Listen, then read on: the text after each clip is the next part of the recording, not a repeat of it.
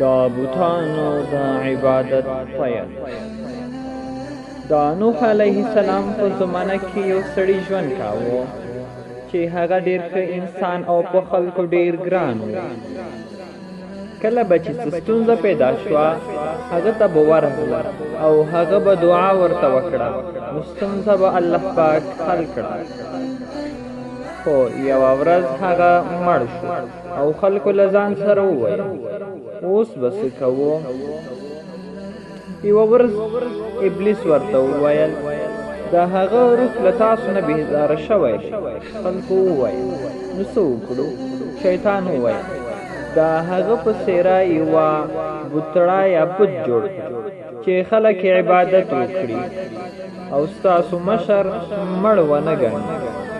په دې وخت کې د هغه عزت او حرمت په خپل ځای پاتې شي. کله چې شیطان دا خبرې وکړې نو ټولو خپله خوښه څرګنده کړه.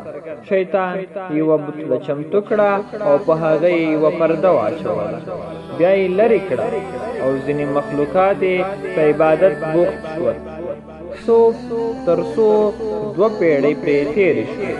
نو شیطان دا د بوتانو عبادت رواج کړ او نور قومونه یې داسې غولول چې دا کار ستاسو پلرونو کړی دی، تاسو یې هم وکړئ تر څو له تاسو نه هم دا خپل مشر روح ښاد شي او تاسو ته ډیر مال درکړي. دا و چې د بوتانو عبادت پیل شو.